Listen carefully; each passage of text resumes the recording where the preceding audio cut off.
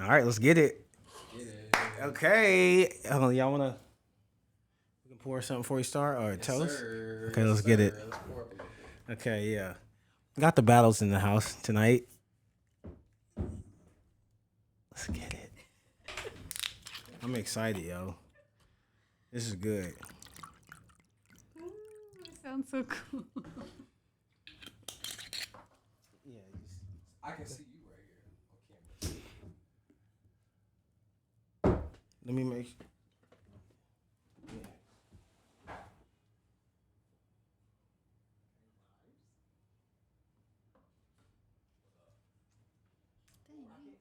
Shut together. I can't see that camera on the feed. First thing to do is look at the back of the camera, see if it's on. Is it on? It is on. Um.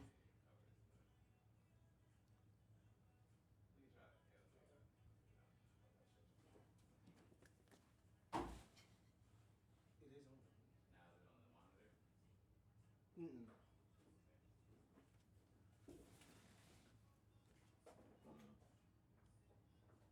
Oh, that's because it's not plugged in. Second thing to do. Make sure it's plugged in. Yep. Yeah, I know I failed my artisan. Hey, there we Okay, are. okay. No nigga, okay. That's it. Okay. Right. Hey, I'm glad we got that on camera. Okay, toast. Cheers. Hold on. Let me get it on IG. You know, you got to record on IG. It's not on IG. It's not real. Okay, let's get it. All right, welcome to the Perfect Show. The battles. I have a couple I've been best friends with. I feel like basically like their child, their first child. Known them since 2009. Literally met them like the third day of college. Hadn't even started classes yet, and they've been together ever since. Facts. Let's get it. How do y'all feel? Good, bro. I appreciate you inviting us, bro. I feel like a celebrity. Let's get it. Yo, so sorry, we only got one mic for them, just to let y'all know. So, you know, they're gonna have to get close and intimate. But they're married, so it's cool. Yo, so what up? Like, first I haven't seen y'all in a little minute. You know, how y'all been? Good, man. Maintaining. Hey. Into the mic, you know what I'm saying? Yeah. We'll edit this out. We had the instructions. It's cool. Yeah, we early. Into the mic. Okay. This Domestic abuse. Okay. Make sure we include it. I'm excited. Yo, so I wanted to have y'all on, one, because I love y'all, and two, because, you know, we live in Atlanta, a fast city. And I feel like love has a narrative online, you know, and not I don't like to make blanket statements, but I feel like marriage itself has somewhat of a negative stigma amongst a decent majority of people. I feel like millennials and Gen X or Z. Z. Gen Z. So just starting off, like, first off, how'd y'all meet? Because y'all been married since 2017, right? So married 5 years. But like I said, y'all been together since the day I met y'all, 2009. Man. Look at him for knowing. You know, gotta know your facts, yeah. So, like, how'd y'all meet? I need to hear this. How we meet, TJ? How we meet? We met in college. You want to tell the story? You want me to tell the story? You tell it, and then I'll make sure that it's Sorry. facts related to it.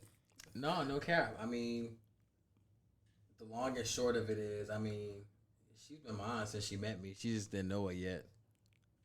Okay, can you facts. can you describe what that means to you? No, for real. So we met freshman year.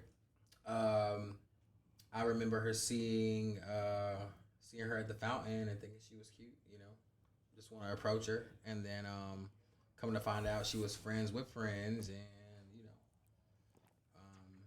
yeah, that was that.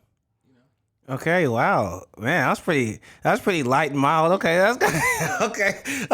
It sounded different outside, y'all. I wanted that version, but it's cool. We gotta get him a little more drunk. It's cool, yeah. No. Take another shot. Yeah, we gotta get a little more drunk. You want to the real story? Let me hear it. All right, the real story. Okay. Yeah, come on. This is how it really happened. All right, so freshman year, I seen Christine. I thought she was cute, but there were a lot of cute girls freshman year. Okay. That's what it was. It turns out I linked up with a good friend of mine freshman year, and we were going around campus, and she just happened to be with him, my boy Patrick. Shout out to Patrick, my guy Patrick. Okay. New. Right. Solid for the Okay. bond, thanks. Okay. But he told me, what I'm saying, he already bagged Shorty. That was pretty much his. So I was like, what I'm saying, I think she's pretty cute. I might want that. He said, if you want her, let me know. You can have her. I said, bro, I want her. Let me have her. He gave me the handoff, and it was, pretty much since then, she been mine. It's 10 years.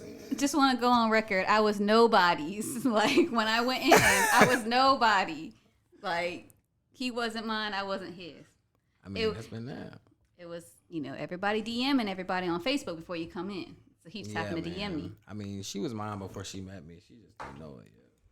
So, at what point did y'all officially start dating? Freshman year, 2000. Was it 2009, 2010? It was like second semester. Okay, it's 2010. Okay. So we were talking. We went home for Thanksgiving break. I had this whole big thing with my best friend. Like, all right, I'm gonna ask him because he, he's not trying to like make me official. So I wrote him a letter, and Kirsten, shout out to Keeks. She helped me with it, like a rap kind of letter to say, like, at the end, I can't remember what it said, but at the end it was like, will you be mine? Gave it to him after Thanksgiving break. He was like, oh, thanks, that's nice. Literally texted Kirsten like, all right, so he didn't get it. Then the next day, he asked me to be his girlfriend. Oh, word. Okay. No cap. Let it go for the record, bro. She wrote me a letter. She wanted me to be her man. It's wild. I've known y'all for 13 years. I never knew that. No cap, bro. That is ballsy. Wow. Hey, you feel me? Black men, we a commodity. Right. That is a black women. We queens out here. Black women, always respect black women. Always. Yes. I'm not gonna lie. That paints y'all in a different light already because it's crazy. Like I was saying, living in Atlanta, and I don't like to make blanket statements. I can only speak of the people I've come across since I've been here. I'll just speak for the people I've come across. It seems as if that notion. Oh, that cut.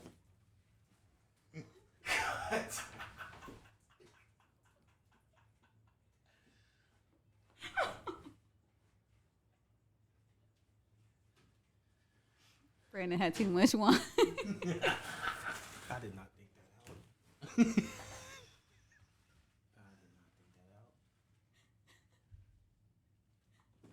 good thing is everything will be fine. It's good. I moved it. It's fine. Okay, cool. I think you need a little bit more than one paper towel, though. Yeah. Okay.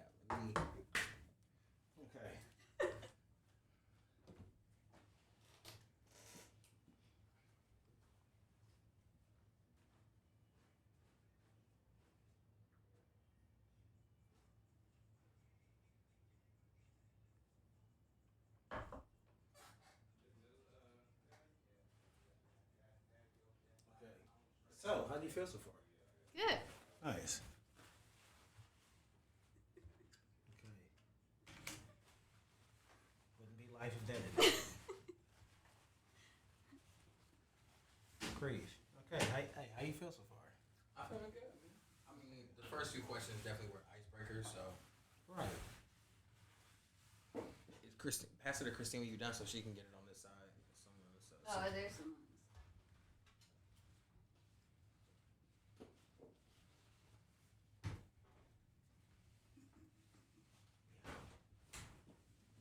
I think I got him though. I ain't gonna lie. No. You ain't got them hands like that.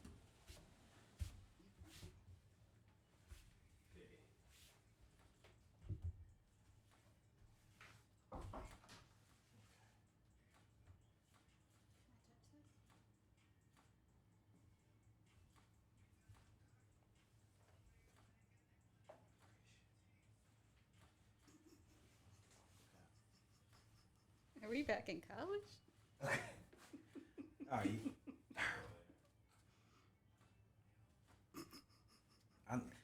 I know Mayo feeling like the man. He's like, man, I thought I gotta shoot. Thurman.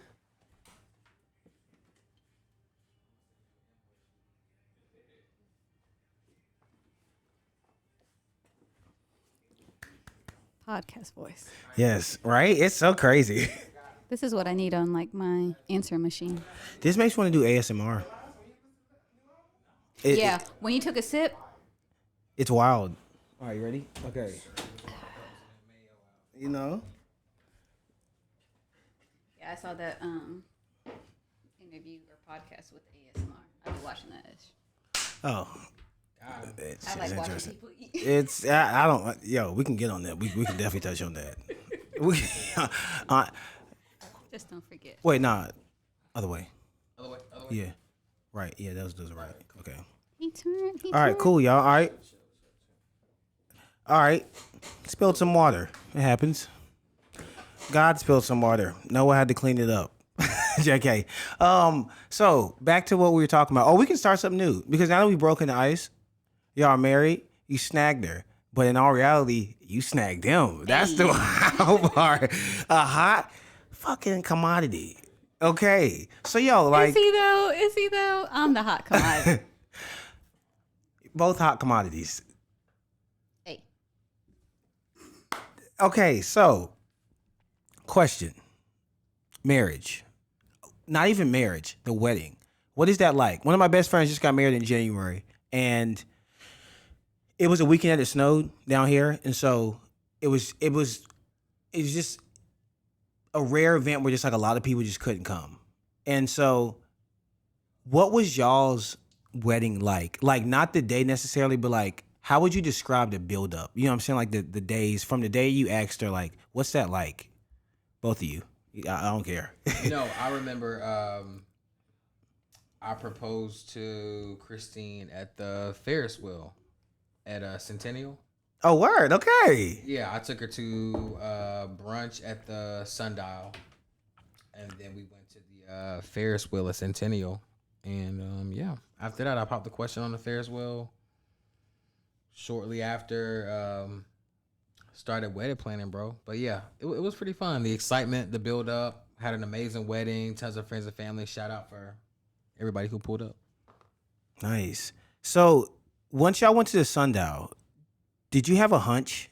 Or not even just the Sundial. Did you have a hunch if this was going to happen? Yeah, I definitely had a hunch at the Sundial because he was like, we should dress up, we should go to the Sundial. I'm like, cool, you know, I'm thinking in my brain, like, he gonna propose here. But he didn't propose there. I may have spilt a mimosa or two, so he might have questioned if he wanted to propose or not. So then we were walking, like, after Sundial, we went to, you know, we went to the Ferris wheel. And, like, TJ was walking fast as hell. Like, he was in front of me going to the Ferris wheel. I was like, something might be up, but if he didn't propose at the Sundial, he ain't proposing. So it did catch me off guard. I thought it was going to be at Sundial. But, yeah, he proposed. He said some really sweet things. Yeah, man, gang. Shout out to Sundial, man. You know, a kid died in there, bro. So, you know, it ain't the same no more. But I heard about that. It was vibes when we went. You know what I'm saying? Good vibes, but not no more. Because is that the joint that used to spin? It used to spin. Little fucking kid got stuck in the wall, man. Fuck. Yeah, I heard about that. Where are your parents at, bro? Yeah, because it's funny. I went to a Thanksgiving dinner at the Sundial 2017, and as y'all know, that was the year I kind of lost my mind a little bit. So I will always remember the Sundial because I did some dumb shit there. What'd you do? Well, I had just gone vegan. You know, I got all woke, and I had heard about putting salt in your water to make it more alkaline. Ironically, because now I'm sponsored by the alkaline brand. Shout out to Alkaline You know what I'm saying? I should have it. My fault, Aki too. My, you know, homies from high school, black owned, 9.5 pH balance. Make sure you pronounce it correctly. Aki. Aki. Yes. So, with that said, I put a bunch of salt in my water, but I was sorry, y'all. The locust. gnats. Yeah, I'm sorry, y'all. Yo. Apparently, the Passover is coming. Fucking us up. But put a bunch of salt in my water. Long story short, I was with a girl I was trying to impress, my homie's cousin. Her father had taken us out for Thanksgiving dinner. My family was back in North Carolina. They did a kind gesture, and I embarrassed myself. But, You still with that girl? well, we weren't together. I was trying to woo her. As you see, I was trying. That was sign number one. They took you out for Thanksgiving dinner. Yeah. I made myself a fool. But Red flag. yeah, it's cool though. But with that said, we met in college. What do you think, with it being 2022 now, we see how social media is. It's crazy because when we got in college, not to age ourselves, but like Facebook was like the thing. MySpace and Facebook were the thing, and then Twitter came in. Instagram, like I remember Instagram coming out right around like, or not coming out, but like becoming popularized like our senior year, like 2012, 2013-ish. But of course, it's nothing like compared to what it is today. What do you think y'all's relationship would be like if y'all were in college now with Instagram, social media? You know what I'm saying? Like, what challenges do you think you may face that perhaps you didn't face? And what things do you think may have enhanced your relationship? It's kind of hard to say because, we grew up or we started dating when it wasn't that same type of social media presence.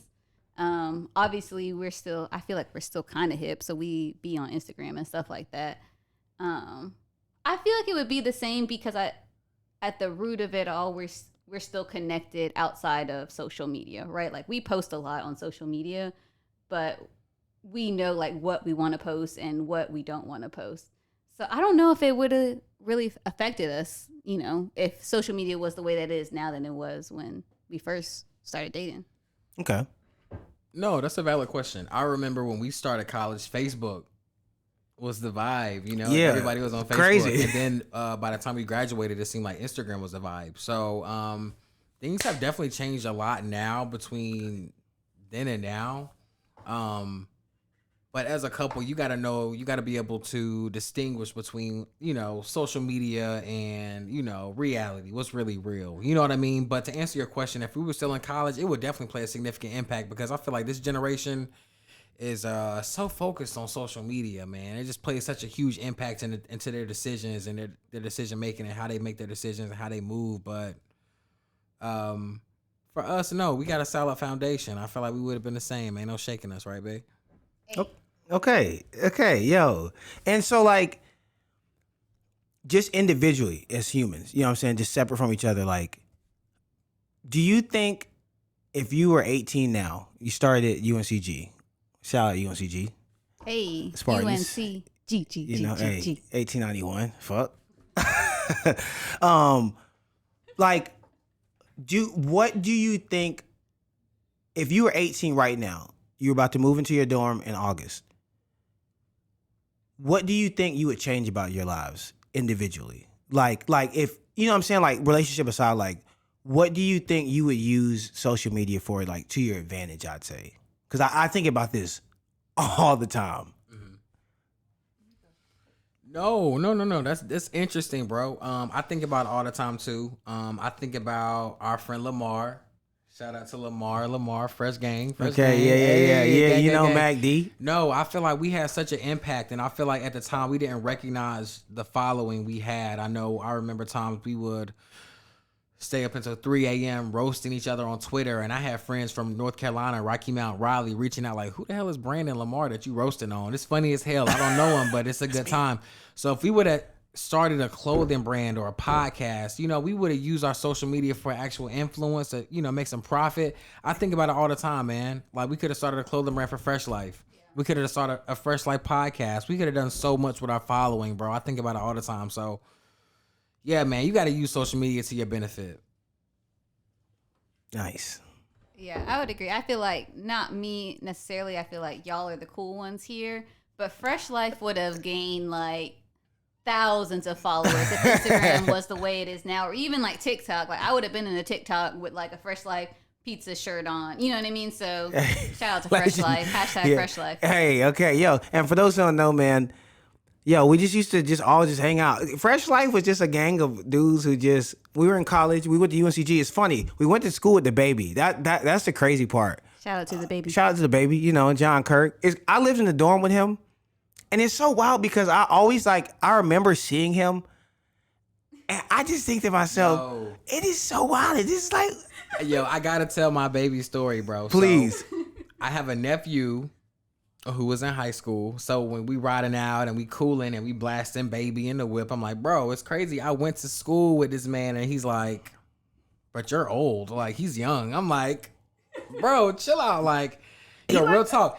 What's crazy is people don't know Baby was smart, bro. Baby was at G. Baby had good grades. And I was meeting this man, shout out, Campus Crossing. Hey, you already know. okay, hey, Greensboro. Spring Garden Street. I'm Yes, telling you, bro. I always had that pressure, bro. I'm telling you. And the crazy thing is, Vlad TV. I'm telling you, I always had the pressure. And the crazy thing is, when I pulled up on this man my junior year, I'll never forget it, bro. Because I had several plugs. Shout out to Dowie. Hey, okay. Dowie had them soft hands. Hey, listen. As a heterosexual man, I can look both of y'all in the eye and say, when I dapped that nigga up, I knew I was gonna get a soft expression. Hey, for real, Dowie. Shout out to Dowie, Hey, bro. shout Real out Dowie, nigga, bro. Real nigga, bro. Good hair, even better hands. Real talk. Real nigga always, bro. My nigga Dowie forever, bro. You know you a real nigga. But no, when I met Baby, bro, it was me and my homie. We went to go get some gas, and he was like, bro, what y'all trying to get? And I told him what we was trying to get. We went back into his room. It was 2 or 3 dudes just in the bedroom, bro. In the bedroom, just cooling, bro. Even West Charlotte, and man. on top of that, bro had to send me on the bed, bro. I'm like, I just knew in my mind, I was like, yo, this a nigga I don't want to fuck with. Like, yo, I ain't smoked weed in college. Thank God. I don't think I would have finished. But I'll never forget one time I hooped with him. And y'all both know me. Will say pretty much anything to anyone. At that time, God has changed me. But Amen. at the time, I was wild reckless. I remember one time, 'cause I didn't have a lot of interactions with the Baby, just being honest. I remember one time we hooped together. And before a game, I would always kind of look at somebody like, all right, this is what I'm gonna get on. I'm gonna try to, size them up. I looked at him and I thought to myself, cause it's some niggas in college that's there to learn, but it's some niggas that you like, this nigga made it through the cracks, but I don't know if I want to do that. He was one of them niggas. Cause I look at him, he'll go to class and he'll beat your ass. He will beat your ass. Right. So yeah, it's crazy seeing him now, like, not as just like a known rapper, but like, this is one of the like, arguably one of the top 3 like hottest rappers in the world. You know what I'm saying? And it's so crazy to think that we walk the streets with him. And that's another thing with social media, like, it's so easy to be seen now, you know what I'm saying, as a rapper. But if you think about it, just 10 years ago, like, the people who did music, like, not everybody did music. You always had, like, a few niggas who, like, oh, that nigga raps. You know what I'm saying? But other than that, like, we used to freestyle and shit. You know what I'm saying? Like, after we hoop and stuff or after the calf. But, like, to see, like, a nigga like that who's been doing music, because I remember I first started listening in 2014. So it's like to see him now become what he is through the grind before... what's the SoundCloud, you know what I'm saying, before YouTube became what it is now, before Spotify and stuff, it's like he's really been on the grind. So yeah, man, shout out to Baby. I don't know how we got there. Shout out yeah. to Baby, man. I respect the black man and his hustle. And it's crazy because he has this stigma about him. People think he's uneducated or he's a rapper. He's Smart, not smart. He's smart as fuck, bro. That's he was smart, at nigga. UNC Greensboro with us, good grades, serving, getting to it, man. That's a black man, man. Respect that man. Go to class and then he will beat your ass. You don't want that smoke with him. Real talk. I seen this man at 18, 19, 20 with them simmies at his crib, bro. I knew for a fact. I was like, man, it was a few plugs I would run up off. Damn, I would run up on Baby. I'm telling you. Bro, I remember after I pledged in college, we would have our Kappa parties. And, we would size dudes up. Girls get in free, but dudes, we was like, $5, $10 get in. Right, which is a lot to a costume. You feel me? Let's keep it real. Look, Yeah. like when Baby pulled up with his posse, I was like, oh, nah, bro. How many you got? Y'all want to come in? Bro, you in there. Like, go upstairs. You VIP. Yeah. Yeah. Yo, so now that we're on that, you catch, that wine catching up. You pledged Kappa. That was, don't tell me, that was fall 2011. Bam. Damn. Oh, yeah. So I want to ask you, well, I'm gonna get you to, of course, like, about the process. What was it like? What's it like dating someone who's online? And not only that, but like, what's it like after they're offline? Like, you know, I want to know about like watching the evolution of a man go through that. You know. Well, we were conveniently on a break while he was going through the whole process. It happens. It happens. It happens. It happens.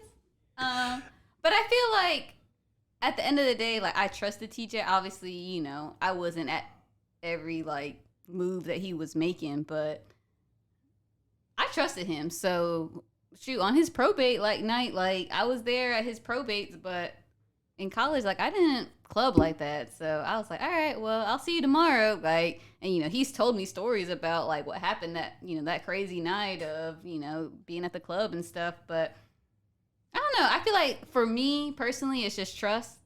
I graduated a semester before you. So I don't know. At the end of the day, it's trust. Like I'm a firm believer in whatever happens in the light, you know, it'll come out later on. So like, I just kind of let him do whatever he needed to do. I knew like how he felt for me. I knew like he was very vocal about how he felt for me, like with our close friends. But you know, if something happened, like it is what it is. Like college is just a short piece of our life. But yeah, I didn't really like think too much of it. I think I was a very naive person in college.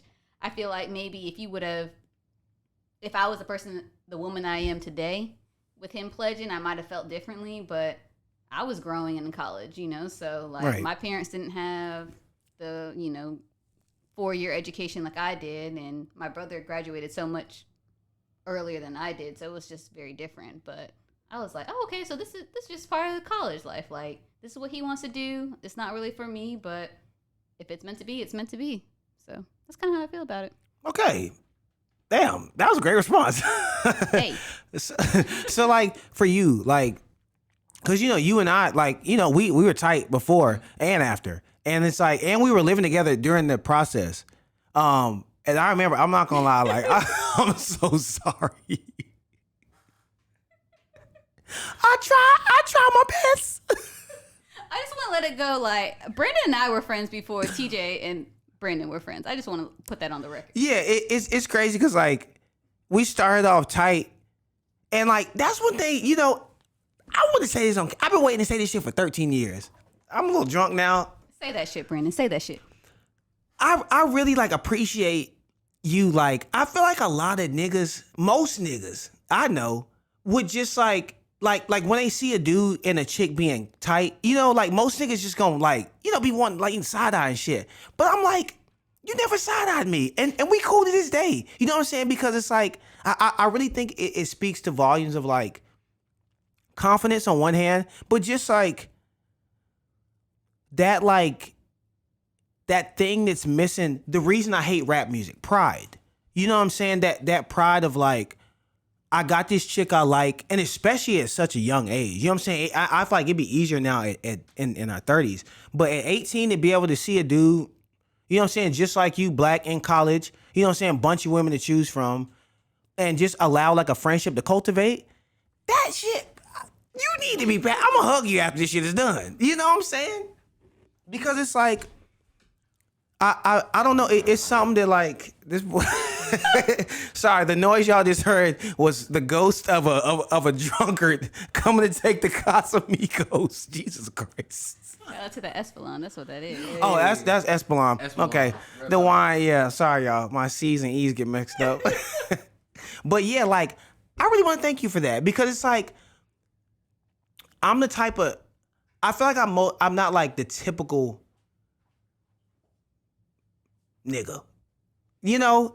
And so, like, I like having, like, female friends because I like the perspective. I like half of women's clothes, some of it, you know what I'm saying? And so it's just nice. So, like, I was always just thankful that, like, you just allow, cause this is my best friend, you know what I'm saying? Like, in college, like, when I was going through my love triangles and shit.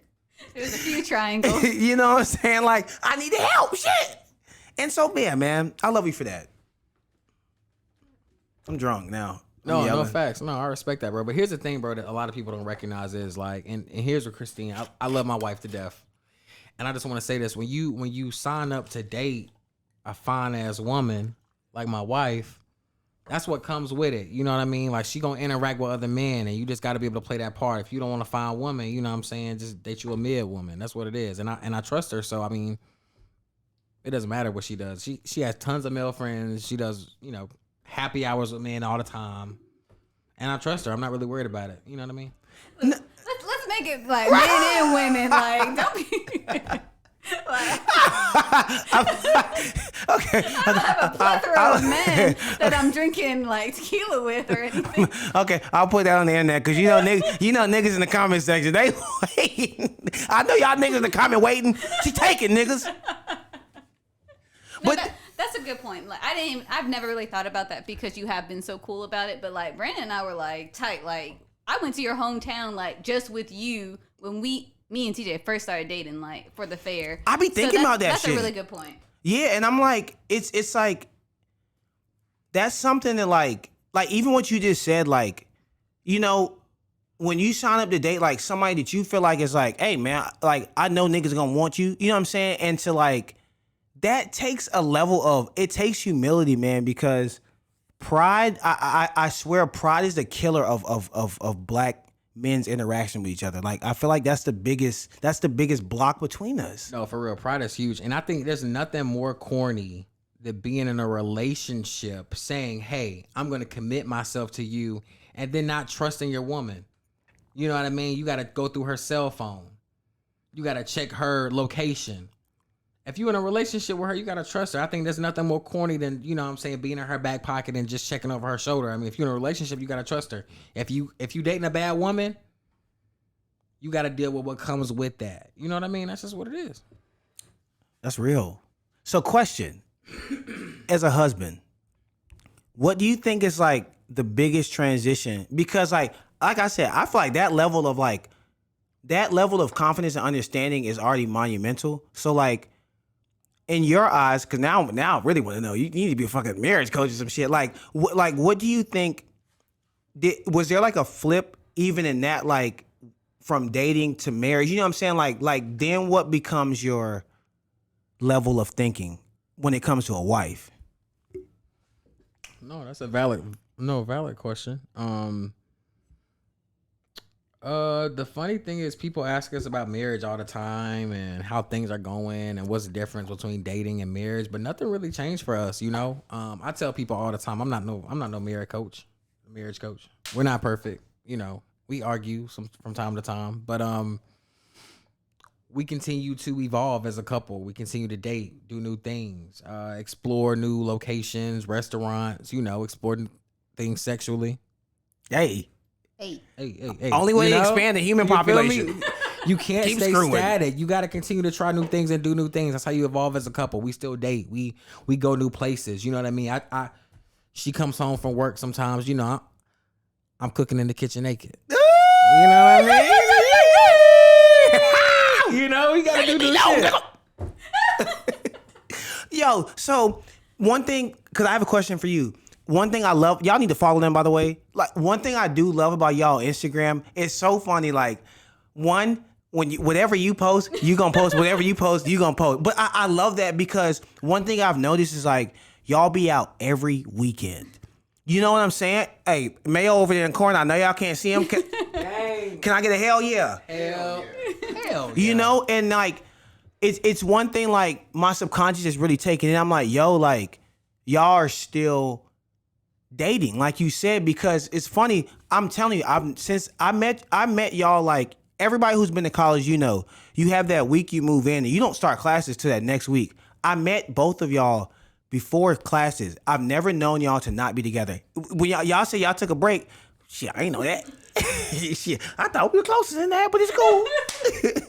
You know, but it's like, I've just always known y'all to be together. So to see y'all, if you really put it into perspective, y'all started dating. Obama had been in office officially for less than a year. And here y'all are in Joe Biden. He may make it to the end of his term, another discussion. But he's in his second year of his term. We've seen Obama go through 2 terms. Trump had a term. And now Biden's damn near halfway through his second term. And y'all are still, like, dating. Like, for you, what does, like, do you think, like, your standard of a man has evolved? Because you come from a 2-parent household, you know. So like, do you think? Well, I won't even say do you think. I'm sure it has, but like, how do you think your standard for a man has evolved from the day you met TJ to right now? I think I definitely think we have evolved as a couple. I think because we have been together for so long, like I don't necessarily put a standard of a man, because like a serious relationship that we've had since 2009, you know, is something to kind of like applaud, but then also be like, dang, like we have been together since 2009. But we've seen a lot of people like start college together, date, you know, thinking that they're a strong couple, and then they, you know, break up throughout college or whatever the case may be. Yeah. You know, there may be some people in this room, but male she's talking about, I don't know who the hell she's talking about. It can't be me. But I think at the end of the day, like, because it's a good point. Like, we were 18 when we met. Shoot, I was 17 when I met TJ. Damn, that's very true. Yeah. Wow. My parents had to sign something so I can get into the gym, to be legally be able to get into the gym, like in college, like because I was 17. But I think like we've just evolved as a couple, like TJ said, but we grew together in the same way. Because like I don't think there's anything wrong with people growing up and growing apart. We just so happened that it just didn't happen that way. Like we have a lot of similar interests. I think at the end of the day, like we're friends, you know, we're best friends at the end of the day. So put all the romantic shit and all that aside, like we can still have similar interests and like confide in each other about X, Y, Z. So I think that's kind of what made us grow. I think I don't have a necessarily like epitome of like what a man should be, but that's because I got TJ. Like it's like, well, he's grown up with me. You know what I mean? Like, yeah. Because like I would even say he's helped. Like in college, he was the one that helped me grow. Like I was so naive when I came to college. Like I said before, like my brother's 9 years older than me, so his college experience is way different than what mine would have been. And then my parents didn't go to a traditional 4-year college. Like they went to college, you know, when they were in their 30s, 40s. Like he helped me grow. Like he helped me see certain things. And then I feel like after college, like we kind of connected again to like show each other like, all right, here's the path that we want to go to next. I mean, I think it's crazy to think that like we have literally been together since 2009 and like it's wild. Been like, but I feel like we have phases, right? Like when we first moved to Atlanta, like we were clubbing every night, every weekend. For real? Seriously, like we were every Friday, Saturday. Like it's like Sweet Lounge. Shout out to Sweet Lounge. Hey, Fridays. shout out Sweet. I've been there. They be charging $20 after 10 though. Fuck them. You gotta go on Fridays, Sweet Lounge Fridays. Come on, this is a load of charge. Gas getting high. Shout out to Sweet Lounge, man. That like from when did we graduate? Like 2015 to like 2017, Sweet Lounge Fridays, like we were there. Real talk. If it wasn't Sweet Lounge, it was Blue Flame. Like real talk. Oh, y'all was at Blue Flame, black on. Okay. Hey, shout out to the Blue Flame. Shout man. out Killer Real Mike, talk, man. Killer Mike, man. Real talk. Yo, okay. Yeah. So like, that's so that's funny. So like, now that y'all don't hit the club scene, I see y'all at a lot of bars, and you know, just kind of like I just see bars. Honestly, like I feel like bars are like the most popular thing I see y'all at. But like, do y'all have like almost like I don't want to say like a go-to like theme, but like, do y'all kind of like discuss like, all right, babe, you know what I'm saying? Like we need to get out more, or is it just almost like a natural chemistry? You know what I'm saying? Because I think one of my biggest questions for couples is I be wanting to know like how organic is the interaction? Because when you're dealing with somebody after 14 years, you know what I'm saying? Like I can understand how it's just things just change. You know what I'm saying? So like, is it almost just like a natural flow, or do y'all kind of discuss like, all right, we haven't been out in a few weeks. You know what I'm saying? We need to get out. No, our thing is she's a foodie. I'm a foodie. We love to drink. So we just love to find new places here in Atlanta. And Atlanta, shout out to Atlanta, man. I love Atlanta. It's, you know what I'm saying, no matter what your niche is, you can find it in Atlanta, bro. So we're always trying to find new restaurants, new bars, new wine spots to try new places. You know what I mean? We like to get drunk and go home and get frisky. That's our thing. So okay. Shout out to getting frisky. Only way to keep this bitch going, I'm telling you. I would say the pandemic helped us. Like everyone was at home alone or with their significant other, and then there was either a divorce or like y'all kept it through. You know what I mean? And I feel like the divorce like really helped us show like, Wait. dang, You said the divorce. Oh, y'all got divorced. damn, my fault. COVID. Let our secret out. The tequila hitting, y'all. The tequila hitting. Okay. Shout out to Mayo. Look, pour me up though. Right. Mayo. Yeah, a little break. Don't forget, man. Jesus' first chronological miracle. He could have healed somebody. He could have said, "Get up and walk, nigga." I just went right there. He said, "Hey, y'all ain't got no more wine. Hold up, God, dial that up." John 3:16. For God so loved the world. That's one of them. Not us quoting Bible verses and drinking. Okay, let's get it. Part of it, hey. Well, I just want to comment on that last part we were talking on, man. I feel like COVID was crazy for couples. I know I noticed that like domestic abuse was up, divorce was up, and I mean, mental health is huge, man. I know a lot of us don't talk about mental health. I know for me, when we were going through COVID, man, it was tough for me, man. I definitely had mental health going on. I mean, I couldn't get out the house. I couldn't hang out with my friends like B. We couldn't go hoop. I couldn't go to the barber shop. It was like a speakeasy. I had to hit my barber like, yo, you cut me on Saturday. Wild times, man. COVID was wild times. Like a speakeasy. Like, can you get me on Saturday? Don't tell nobody I'm coming. You know what I mean? Like, you walk past somebody there, you some clippers going. You be like, hold on, what y'all going Walk on? my nigga in the gym like, you got a cut? Your barber shop open? Nah, but for real, bro, COVID was tough for a lot of couples, man. I just want to thank God that we still made it and we evolved as a couple. You know what I mean? Like just sitting in the house, finding TV, having conversations, like exploring new parts of ourselves that we didn't even know were there. You know what I mean? So, you know, thank God for that. You know what I mean? So I feel like COVID like made or break a lot of couples. What? Yo, I have questions. Like, Shout out to 2 bedrooms and 2.5 bathrooms oh yeah, during COVID. yeah, because that's my question. Like, for y'all to have, for you to say that like COVID, I'm sorry. I'm sorry, y'all. I can only imagine how the Passover felt. I'm sorry.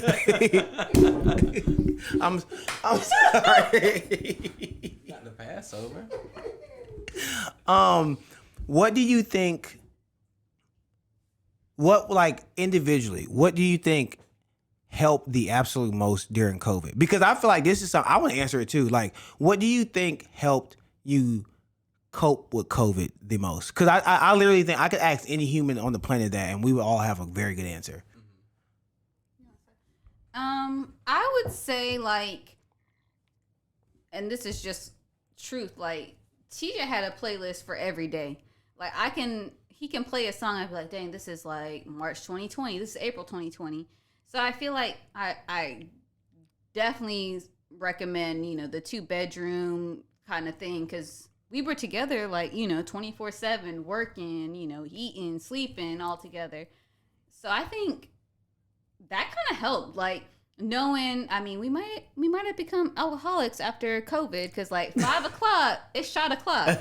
So like that kind of helped us. You know, we were looking forward to, like, I can think of the playlist that we were playing at 5 o'clock to start taking some shots. Okay, But that's nice. like kind of led on to, you know, kind of like where we are now, and you know that led us to, you know, want to go out more when like we were ready to go out after COVID. Right. I think kind of like what I said though, like, at the end of the day, like, he's my best friend. So, like, we talked about some serious shit, like, during COVID. Like, we would say, like, this isn't it. Like, I'm depressed. Like, I'm sad. Like, what can we do about it? And we were able to kind of confide in each other. Right, no cap, bro. We're not gonna pretend like we were perfect during Right. COVID. Like, I'm not gonna tell you, I was definitely like down, bro. Like dealing with mental health. I fucking got laid off from my job during COVID. But shout out to the government for them unemployment checks, though. Hey, okay. If the Donald did anything, he sent that money. Hey, if Donald did a motherfucking thing, bro, he gave me that unemployment check, bro. Real talk, man. Fuck Joe Biden, man. Hey, let's go, Brandon.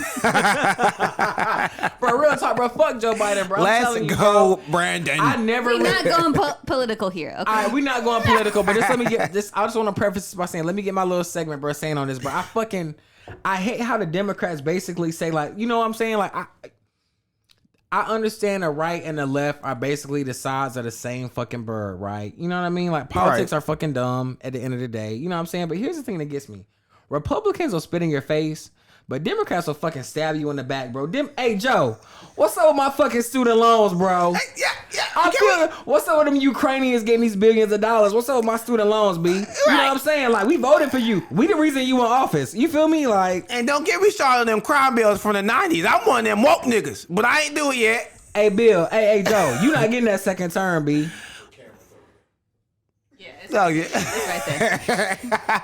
Joe, you not getting that second term, B. If it's up to me, you not getting it, bro, because you got over. It's hard for me to even believe in politics after this term, bro, because I genuinely believe that Joe would do something in office to make a change, bro, but nothing has changed, bro. Like, kids still getting shot in schools, and then a week or two later, things are going back to normal like it's nothing, bro. Like, that shit pisses me off. This administration does not care about black people. They're not doing nothing to change it. I'm saying, bro, real talk. There's a fucking Asian hate bill. Jews are getting money. Ukrainians are getting money. And they saying black people, just wait a few more weeks, man. We gonna help y'all out. Wait until next term. We gonna do something for y'all. Sorry, man. Nah, hey, I voted for Bernie. I took my black ass on there. I wrote it. Wasted my vote. Fucking. Have y'all wonder how I feel? Right there. That's a clip. I voted for Bernie. Shit. So I ain't get my way either. Right. Yeah, man. That motherfucker should never went on 60 Minutes. But that's another discussion. Right. If he had kept his ass off 60 Minutes, we would have another old white man in office. But I feel you. Get that off. Yeah. Got anything else you gotta say, Boo? Nah, man. Another thing, let's talk about social media. But you were talking about social media earlier. Yeah, so like what? Okay, because this is something Mayo and I were talking about last night. And y'all's opinion. What do you think is the greatest? Because I'll preface it by saying this. I feel like social media, it reminds me of the tree of knowledge of good and evil. Because basically, it's this, if you think about life before the internet, like think about, I basically started at 2000. If you really think about life before the internet, the only way to access information on a wide scale was through media. But I want you to think about before the internet, media was select, because now we're talking, do you have cable or not? And if you don't have cable, now you're down to ABC, CBS, NBC. You know what I'm saying? In the newspaper, some radio. So I feel like, as I was explaining to Mayo last night, I'm like, yo, I feel, because he brought up the word information overload, which I can agree to. However, I was also saying, I feel like it's almost as if when you think about the way we were structured as humans, our brain is what makes everything go. I can't do this without my brain telling it to do it first. And so we're basically like computers. We have the CPU that runs this physical body. And so when you think about food for a brain, it's information. When you think about information prior to the internet, like when you think about how much information is available now, if I want to say, how do I spell pronounce? I can Google it. Before, I would have to walk my black ass to a library or hope somebody got a goddamn dictionary. You know what I'm saying? Like in all reality. And so it's like, with all that said, that's why I compare it to the tree of knowledge of good and evil, because it's almost as if this was 30 years ago, we would only have the information we were given unless you went out and diligently sought after it. And so now to be in this to be in this age where information is so readily available that you literally don't have to move your legs or arms, just your thumbs, to find out some information, I feel like it does something to the brain, especially when you take DNA into account. So with that said, sorry, that was a lot. But with that said, like, what do you think the upsides of social media are, and what do you think the downsides are? Because I feel like it's literally like a tree of knowledge of good and evil. Nah, man, I got a really specific take on social media, man. And here's my thing that really gets me about social media. It's a blessing and a curse, right? So social media gives us the access to, data, information that maybe prior to we really didn't have. We had dictionaries, word of mouth, right? Yeah. But here's my thing that really irks me about social media is really that non-POCs and people of color. non-people of color have access to the culture through internet, you know what I mean? Whether it be TikTok, Instagram, you know, whatever the case may be, they feel like they can experience the culture without really being in the culture. Like people who don't have friends who are people of color can experience, you know, the culture. Yeah. You know what I mean? And feel like they can use AAVE and, you know, wear our clothes, wear our styles. AVE. African American vernacular. Okay. They can do these things and they can say it's not giving, you know what I mean? Like things of that nature. Yeah. And feel like they're really in the culture without really being in the culture. Like I remember when we were young, we didn't have Instagram, we didn't have Twitter, you know, we didn't have this shit. Like we were hanging out with our older cousins and our older brothers and siblings to really experience the culture, what's going on. You know what I mean? Right. Now these young kids, they can just hop on social media and they feel like they know what's going on. You know, they just gotta get on TikTok. So that's just my beef with social media. I just like to say, before President Obama was here, like I wasn't considered black. What is your Like people be like, you barely black. My daddy's black. wait, so How do we get wait, how so do what we get here? Like what? Nah, she was waiting to get this shit off her chest, Right. clearly. Girl, look, as long as you got 5%, look, you black. That's what the rule is. Wait, so where's your mom from? No, so I know where your seriously, mom's from, but this is for the internet. So my mom's from Guyana. Shout out to South Oh, damn, I America. thought it was Guam. Maybe I don't know. Damn, we've been friends for how long? No, for real. Like, in high school, like everyone knew I was mixed, but people were like, "You barely black." Like, you know, I would never say the N-word ever. For real? Yeah. Wow. But as soon as President Obama, shout out to Obama, came into office, it was like, Christine, you black. Like, so that was like my college years. So like all of y'all be like, yeah, you black. I'm like, dang, am I black? Like throughout my life, I've been barely black. Wow. Hold on. This is a topic. Okay. Yeah, this is a topic. Okay. So your mom's from Guyana. Shout out to South America. So ruled by the British, though. I'm so glad you brought this up because to me, this is another sign of like this age of information, basically, but as I like refer to the time we're living in, because I feel like Obama helped. I feel like also just the internet, more woke niggas, you know what I'm saying? Just showing us that basically like, yo, like people of color, here's how I really feel about people of color, because it's funny, like when we were younger, like when we first met, and you told me that like you kind of were explaining to me that I never really saw you as mixed though. You know what I'm saying? I always saw you as black, and I feel like it's from this understanding that like, you know who David Ortiz is? He's from the Dominican. He's a baseball player. Let's just say name sounds familiar. Let's just say somebody from the Dominican Republic, right? Who speaks Spanish. It's like, bro, they can look just like somebody who's black from Florida, but his ancestors got conquered by Spain, and my ancestors got conquered by people from England, so we're different. Right. You know what I'm saying? And so it's so interesting to see how, like, you're somebody who, your mom's from South America, melanated people, your dad's what we consider black, but what's black other than melanated? Right. And so, but it's crazy to think that, like, you lived 18 years, like, not thinking you were black. Yeah. And I the day I met you, it never once in my head dawned on me that you weren't black. Yeah, like all the way up until like I feel like, I mean, shout out to 703, the Woodbridge area in Virginia. Okay. But we literally had like an upstairs cafeteria and a downstairs cafeteria. Upstairs was literally like all the white people, and downstairs was literally everybody else, and then like the kind of weird people. So really? They just happened to be white.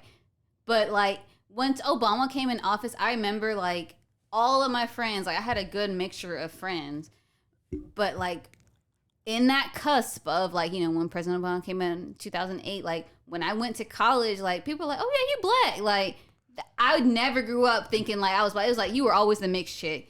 I never outwardly said the N-word until like college.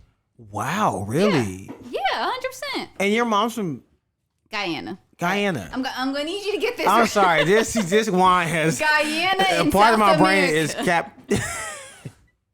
But you're black. I have black in me, but it's like and it's so crazy because it's like it takes so much for me to remember. Like, yeah, I am black, but like I've never said the N-word until like after college. Dang, that's crazy. Wow. I be, you know, in the songs and stuff, you know.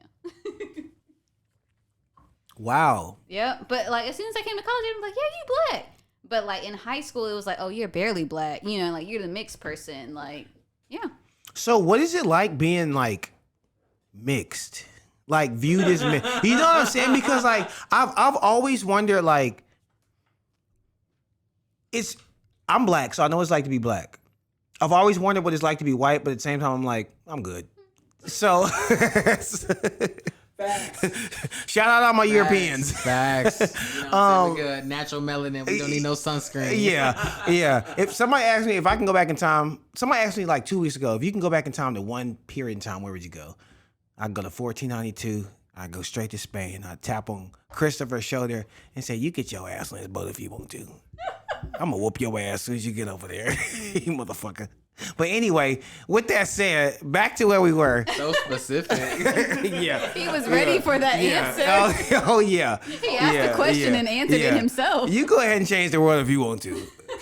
But for you, being mixed, which is crazy because, like I said, I've never viewed you as mixed a day in my life.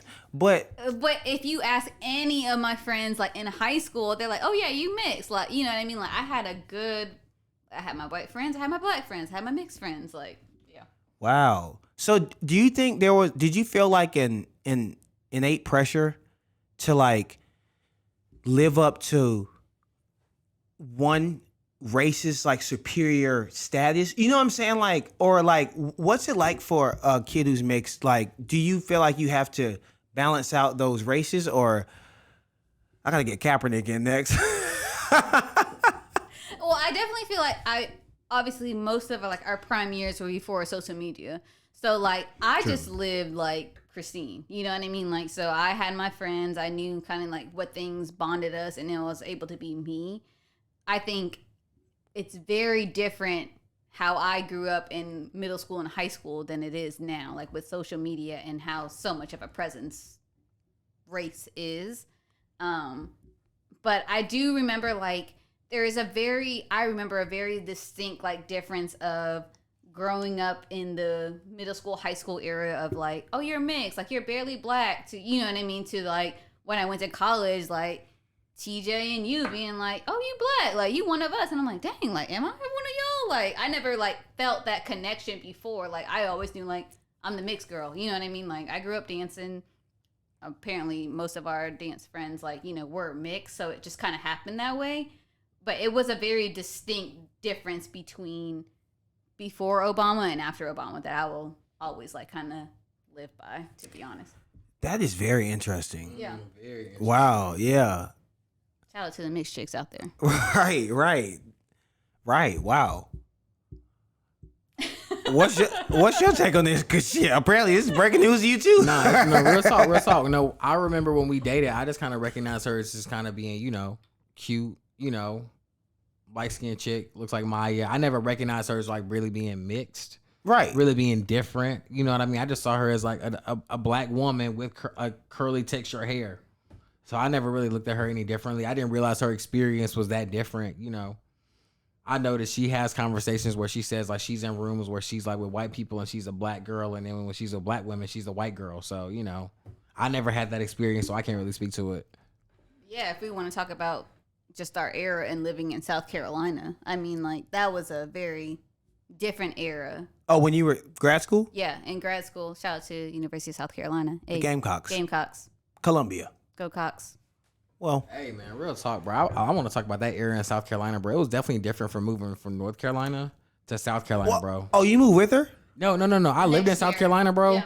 I lived in South Carolina, and I would never move back, bro. Shout out to South Carolina, to Columbia, bro. Everything is cool and it's wavy, but bro, that shit is crazy racist down there, bro. Yeah, because I remember my last memory of South Carolina. Well, second to last memory is I remember when I think it was 2017, and the NCAA tournament had the second and third rounds there. Of course, it's with sports. Yeah, sorry. And I just remember that outside of the game, they were flying a Confederate flag, and I'm talking. This is 5 years ago, damn it. Right. And so, I wanted to ask you, like, what was it like being you on campus? Now, this is grad school, so this is 2013. Right. You were there with Jadavion Clowney. I remember that. Hey, shout out to Clowney. Right. That nigga's still in the league. What was that like? Yeah, no, I agree. Like, I mean, I'm from Virginia. Sound 703. Nova. A. So, like, when I was looking 4 A's. A. 5 A's. Y'all know me in math. When I was looking at grad school options, like, I just assumed South Carolina is the same as North Carolina. So when I got accepted to the University of South Carolina and went there, like, it was a culture shock. Like, I was in, and this is another thing too, like, I was in the topic of conversations when they were talking to, like, black women. They were like, yeah, so as a black woman, how do you feel about XYZ? And I'm like, y'all looking at me? Like, Oh, wow. like, that's not true. You know, like, that's not my experience growing up. Definitely experienced so much racism living in South Carolina. Like, TJ came up the second year, so 2015-ish. And, like, I vividly remember, like, going to the mall and, like, people, like, looking at us, like, making sure that we paid, or, like, you know, like, Wow, really? the racism was real in Columbia, South Carolina. No, man, let's talk about it, bro. I fucking hated living in South Carolina, bro. I Wow. vividly remember going to a Polo outlet, which was at that time was my favorite retailer. And asset protection, AP, whatever you want to call them, bro. They would literally, like, follow me around the store, bro. Like, it was crazy. Like, man, Really? I hated South Carolina. I remember I worked in South Carolina at the bank, and at that time, something was going on where they were taking down, like, a Confederate statue. Yep. Yeah. And they went fucking crazy. I'm talking about dudes were riding around with Confederate flags around my job. Like, I'm like, y'all don't gotta work. It's always them poor whites, man. And that's why I love Georgia. Shout out to ATL, man. I was Right. gonna say Atlanta. Yeah. We love Atlanta. Yeah. Shout out it's to it. Atlanta. Hey, once you move outside of Atlanta, you in Georgia. Yeah, I'll be telling my homies, yo, it's crazy. I'll never forget when I first moved here. I used to call it Georgia. And Brooklyn, he would be like, man, you got to start calling that. I'm like, nigga, it's Georgia. Nah, nigga, it's Atlanta. Atlanta. Cause you take your ass too far into our cell, weed is legalized. Yeah, and criminalized. Real talk, weed is nationally decriminalized, by the way. So Let's get it. Hey. I would just also add, like, I remember in, like, my master's program, like, people looking in any diversity training or, like, class, like, they were looking towards me, and I'm like, y'all looking to me? Like, I'm the mixed chick here. Like, I'm not, like, the representative of the black community, but that's kind of how Columbia or, like, some parts of the South are. And that was a very big culture shock for me. Like, from UNCG, like, I feel like we were the designated, like we weren't an HBCU, but we had a lot of, like, black community in the UNCG area. So. Yeah. So, like, do y'all see yourself, because you've been in Atlanta so when y'all move here? 2017? 2015. Okay. We've been here for a while. Oh, so y'all moved here. So y'all left. So After we graduated 2013, I did my 2 years in South Carolina. okay, and then cool. we Yeah, true. moved here. Yeah. Okay, so y'all moved to like fall, winterish 2015. Summer 2015. Okay, summer 2015. So I've been here since the night Trump got elected. Easy marker. can't forget that. So we've been here roughly the same time. Y'all been here a year longer. Could you ever see yourself living somewhere else? And of course, I know that's tough to ask because we're in our young 30s, but like I'll say in the next 5 to 10 years, like, because I heard you say you alluded to loving Atlanta. What do you love about Atlanta? And like, could you see yourself leaving? No. No, man. I can say this. I can say this genuinely. I've lived in North Carolina. I've lived in South Carolina. I've lived in Georgia. I've traveled to Florida, weekly. I love Florida. You know what I mean? But it's nothing like Atlanta, man. The culture embraces you. It's really like Chocolate City. You know what I mean? Like you never have to worry about, feeling excluded. No matter where you go, you're going to see black people. You're going to fit in. You're going to see black people getting money. You know what I'm saying? Who doesn't love black people getting money? You know what I mean? So, and another thing about Atlanta that I love is you can find your tribe, bro. No matter what you went to, you're going to find it in Atlanta, bro. Yes. I forget who it is, my homie Asante. He said Atlanta is like an HBCU. And though I did not attend an HBCU, I get what he was saying because he didn't either. He went to NC State. But let me say this. Like, Atlanta is definitely not for the weak because Like being in a relationship in Atlanta is tough, bro. Like, and Brandon can speak to that himself. Like, I want to preface this by saying me and my wife have a strong foundation. I want to preface this by saying, hold on. Let me preface this by saying me and my wife have a strong foundation, and I would never do anything to jeopardize that ever. Right. However, Atlanta has some of the most beautiful women in the world, bro. Like, especially black women. Some of the most beautiful black women in the world. And if you don't have a strong foundation in your relationship, don't move to Atlanta. It's not for you. I feel you because y'all know I work at the Battery, and a plethora of decent looking women come through. And but the thing is though, it's funny. One day at my job, because I feel like my job is basically like a haven for just fine chicks. I realized, I'm like, yo, it dawned on me. There are so many attractive women here that if you're in a relationship, there are no attractive women. Because if you're gonna stumble on one, give up. You're gonna stumble on all. You know what I'm saying? So it almost becomes this thing where it's like the beauty almost drowns itself if you're in a committed relationship. You know what I'm saying? Because it's almost like it's like if you're from a place where the normal car is a Honda Accord, you know what I'm saying, and a Nissan Altima, when you go place it and you see a Ferrari, you gonna be like, oh shit, let me get the pictures. I ain't never seen one in person.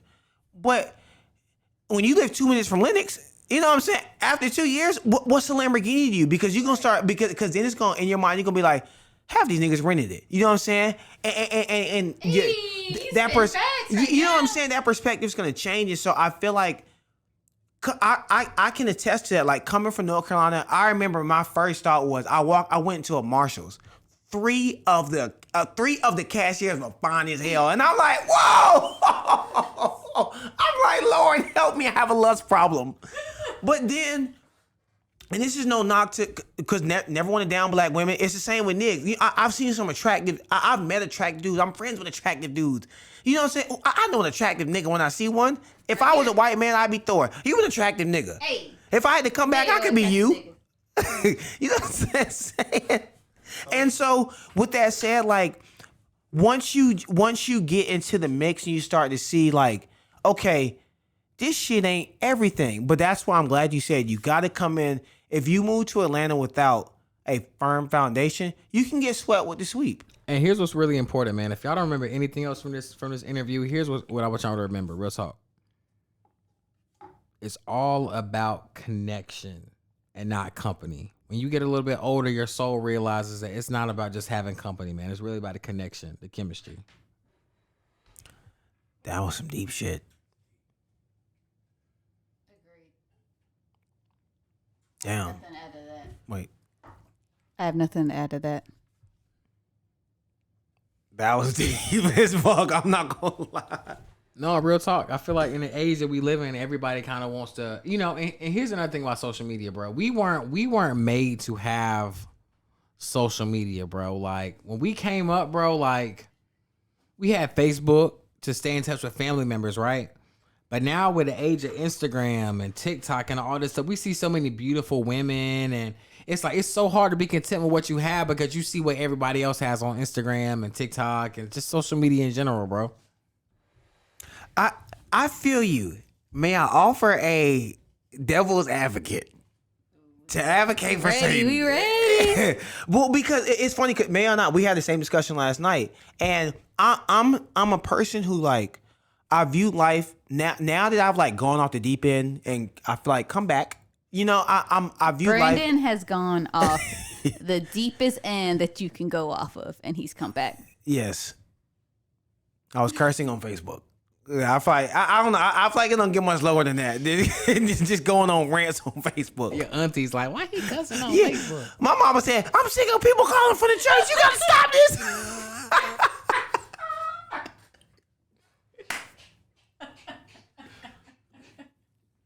No, real talk. You used to have anger issues, bro. I'm talking about every year we played intramurals basketball, my man was getting ejected until he got banned for the season. Every game. I'm so glad you brought that up. It's so crazy. My high school coach, as you know, because he was a Kappa, shout out Coach Jordan, He went to UNCG just like me, and I'll never forget because he was my coach. He knew I had anger problems. He told me, he said, "Don't be that dude that gets kicked out the rec, and then you gotta go hoop outside and tell everybody, hey man, come hoop." I'm like, I'd never do that. Sophomore year when they kicked me out, I remember March came. I'm like, y'all want hoop outside? It's warm out. It feeling good, nigga, from the tee here. Brandon is the nicest guy. Put him on the court, he will say the meanest shit to you ever. Yeah, and I've been waiting for this moment. I just want to take this moment to publicly apologize to anyone I've ever yelled at on the court. Mayo, that includes you, TJ. I remember at that time I told you I was going to crucify you with the cross I had on my neck. Please forgive me. White Mike, I don't know why, but you always stick out in my heart. I'm sorry. Shout out to White Mike. Shout out to White Mike with the Lauryn Hill tattoo. Shout out White Mike. I remember you and I got into it one time. Forgive me. Everyone No, real talk. I never forget one time niggas was about to jump my ass in the gym and White Mike was like, y'all ain't about to jump my man. Hey, White Mike, you came through. Came What through. I'm saying? Always came through. Dang, White Mike. Shout out everyone I've ever got into it with, because now I'm older. I'm realizing That's a lot of people. Yeah, this has to go viral just for that alone. Tag a nigga you know I don't argue with. But because now that I've gotten older, like, it's funny what you were saying about connection, because on a relationship level that reigns true, but also on like just a human level, and especially living in Atlanta, I think that's one thing I've learned the most is like, I heard DJ Khaled say, "Don't burn bridges because only Jesus can walk on water." And that really stuck out to me because I think about, like, I'm so glad I was nice to people outside of basketball because I was able to maintain some of those relationships. But it's like, as I've gotten older, I'm realizing like how stupid it is to risk like, and of course you don't realize it when you're 19, 20, but how stupid it is to risk future connections that you never know you literally may need when you're 28, 24, 29, 36, that you could burn by simply cussing a nigga out over calling to travel on you. Right. That's growth. Okay, God, I've grown. Brandon Brown has grown. But that's for another reason I'm yelling. Am I yelling? No. I can't. I ain't got no. Okay, cool. I ain't got no headphones yelling. in. You're not Okay, yelling. cool. Because that's one thing I'm thankful for y'all. You know that y'all have, Mayo too. Y'all have witnessed, like, y'all watched me lose my mind for a little bit. You know what I'm saying? So we have known Brandon Brown when he literally, the only outfit he owned was basketball shorts and a t-shirt. And then we watched him go And some through a Blazers. cult. Oh yeah, the Blazers. Yeah, they watched me go through a cult. Watched him go through a cult, move to Atlanta, and find some peace. I know, man. Shout out to my man B. He went from being in a cult to getting back to society. Praise. And not knowing how to dress. And being like tattooed down. Showing them thighs. Hoochie Daddy shorts. Hoochie Dad. It's a city boy summer. The Brandon Brown y'all know is not the Brandon Brown we know. Yeah. Oh, man. Shout out to my man Mayo with the Hoochie Daddy shorts on over here. Yeah, you know what I'm saying? Average, hey, if you want to come into the camera real quick, well, that's true. I got 2 hours of your ass on film. Yeah, you right. Yeah, you right. Yeah. You got to cut the check for me to go back on the camera. Moral of the story, Brandon Brown is way more cooler now than he was at UNCG. Yeah. It's funny because freshman year, I didn't hang with dudes. I only hung with females. Hey, shout out to me, Kia, Kanisha. Hey. Yes, and Aisha. And Musty And ass. Oh boy, edit that out because she might still be able to beat my ass. A strong ass. She's buff. She's really, really buff. Go back what we said. We got to keep it real. Yeah. I mean, yeah. It was. Yeah, man, y'all been through. Holly Grove, Yeah, hey. Holly Springs, shout out. You know what I'm saying? 919. I ain't been there in 4 years. No, since we on the podcast, let's keep it real. My man Brandon was smashing this chick. She was literally come back from day and she went in the shower. She'd be like, Brandon, now. He'd be like, all right, y'all. I'm going to be right back.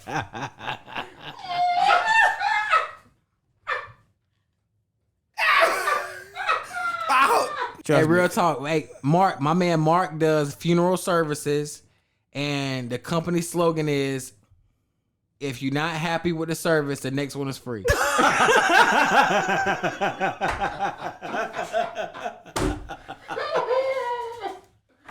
Will Barry married the next damn Wolverine. Nah, because Mark, shout out Mark, but nigga, you need to watch this. Any nigga in his teens that's going to pick up dead bodies while his friends playing 2K, that nigga can't come out normal. My man would literally be like, bro, we going to the club tonight. He said, hey, I got to go pick up a body. I'll be back for the pregame. Crazy. I know you remember that time at Waffle House. Nigga, this how I knew this nigga won't right. One time we at Waffle House. We got this young server. She probably like 28 tops. We talking to her, you know, it's good convo. She said, yeah, I'm a widow. Damn. Mark goes, it must have been your sense of humor that killed him. And so I'm like, oh. We think he done. She walk away like, hey, nigga, you gotta chill. He like, you right. Later on, she brings out the bill. She had effed up his order. She got kind of an attitude when he brought it up. He said, nah, it was the attitude that killed him. I'm like, nigga, respect the dead. What's Hey, Mark's shout out to the Insta? noobs, though. 2.5, hand 2.6, Vietnam 9 down. 703 VA. Holly Springs, H-Town, Holly stand Springs, up. Holly Grove. 336. You know what I'm saying? Trefo, stand up, 2.5. We got the bull in the house. You see what's going on? Yeah. Real talk, real talk. That's what I want to ask B, man. Get him on camera now. You feel me? Now that we a little wavy, I got to ask him. Uh-oh. Can you be pro-black and be in an interracial relationship? You know, my high school teacher taught me some shit that has always stuck with me. I'm glad you brought this up because I really want to speak on this. She was pro-black as fuck. And then I remember we met her my sophomore year, and then by our senior year, she married this white man, and we were perplexed. So we asked her like, yo, I thought she was pro-black. Right, down for the cause. She said, just because you're pro something doesn't mean you're anti something else. Facts. So when she said that, it kind of shaped my mind. Now, with that said, I'm gonna be honest. I'm at this state where, and it's funny because I was thinking about this last night. You know, I don't know people who know my story, but like I was born in Greensboro. Greensboro is to me like a black town. There are white people there, but like Greensboro has a black. I mean, shit. That's where some of the most famous sit-ins took it at Woolworth. You know what I'm saying? The A&T, like A&T is one of the most known historically black colleges. Watch Drumline, damn it. You know. And so I grew up in this black town, but Shout out to Drumline. Shout out Nick Cannon. He Nick just had Cannon. another kid. He's having another child. I know. Shout out to Nick Cannon with your ugly ass. Yeah, that potent sperm. That I know, man. them bitches Relax, can man. swim. Get a vasectomy, man. With your Seriously, ugly ass. you think Michael Phelps can win up? Little peanut head ass, ugly ass boy. Yeah, your sperm can swim faster than any man named Michael. And real talk, Terrence Decide, man. Are you from Raleigh? You from Durham? You from Charlotte? Decide, Terrence J, man. We really need to know what your peanut head ass little ugly boy. He just we'll just say he went to T. He does claim like literally every city in North Carolina. Yeah, what is claim? Yeah, real talk. One interview he from Raleigh, one interview he from Charlotte. Yeah. One interview decide with your peanut head ass. We really need to know. We do love you though, Terrence. But my parents, we moved to Cary when I was 9 in 2000. I was actually 8. I wasn't 9 yet. And it's raw. I was really thinking about this last night. I'm like, yo, there were 2 black chicks in my whole grade. But you know, if you know anything about elementary school, if someone's not in your class, you really don't interact with them. And of course, we're talking before social media. This is before YouTube. This is 2001, 2000. You know what I'm saying? When we were in 4th and 5th grade.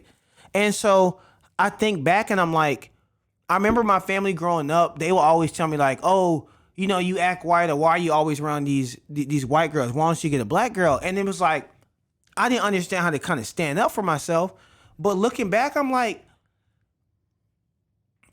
this was kind of ingrained in me. You know what I'm saying? Because like, I remember the 2 black chicks. I forgot the one chick's name, but the other chick's name was Gabby Michaels. Neither one of them were in my class in 3rd, 4th. Shout out to Gabby Michaels. Shout out Gabby Michaels. Heard she was like, oh, in high school. You hate to hear it. Damn, don't expose her. You hate to hear We it. love the hoes. But that's You're only what a I heard. fine hoe now. Right. I hope she's great now. I hope you're doing well, Gabby. But I look at it now and I'm like, it's crazy because there's something in me like, I remember when I first saw Lizzie McGuire. What's her name?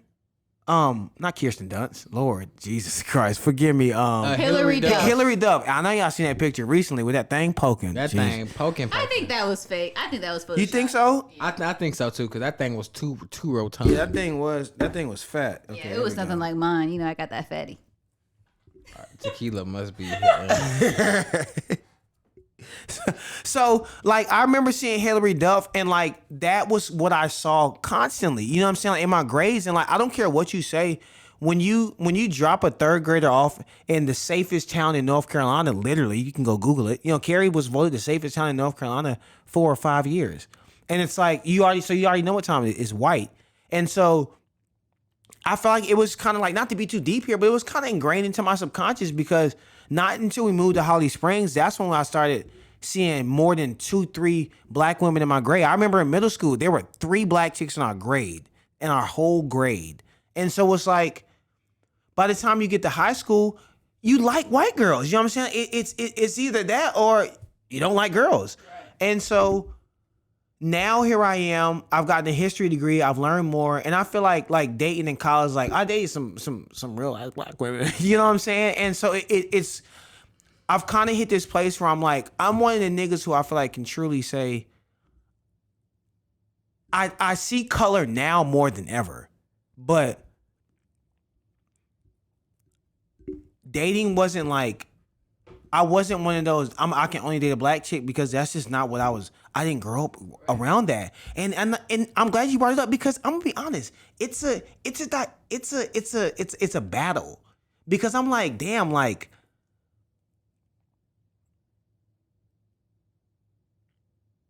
it's a battle. I don't know. It's a battle. No, I just want to comment on it, man. I feel like I definitely respect anybody's opinion, and I since we talking about it, let's be real about this thing. I hate that the stigma that all black people have to think the same. I think it's beautiful that people have different opinions, because that's why we can have conversations like the one we having right now. Right. I just want to preface it by saying this. But I don't care, you know what I'm saying, if you feel how you feel. But in my genuine opinion, as far as interracial relationships going,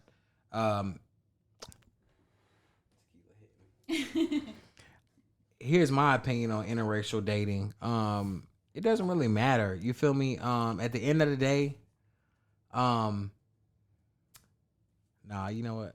I'm too turned. I can't even speak on it. Shout out to Espelon. Right. No, I'm feeling good. No, do it. Let me go ahead and get on it. Go it. All right. Here's my thing about interracial dating. I feel like it really doesn't matter. I feel like you can still be pro-black and still date outside of your culture, because even though you're pro something doesn't mean that you're, against something else. Like my man Brandon said. But at the end of the day, no, like, real talk, I just want to apply like real world application. Like, look at Serena Williams. She's dated black men, and she still donated hundreds of thousands of dollars to the NAACP, and now she's dating a white man. So that doesn't mean she's not pro-black just because she's dating outside her race. I mean, it's just her preference. Yeah, and it's just being. I'm glad you brought this up, because just being honest, like, this is a dichotomy in my head, because when you're a history major, I just feel like you're gonna come across more stuff than the natural person who's not just out here studying history. And so when you start discovering real shit that's happening, like, fuck, especially shit that was done at the hands of folks who were white. And so there's a I don't know, because I often ask myself, I'm like, yo, could you really see yourself marrying a white woman? Hell no. You know what I'm saying? I would not want to raise no white children at the end of the day. It's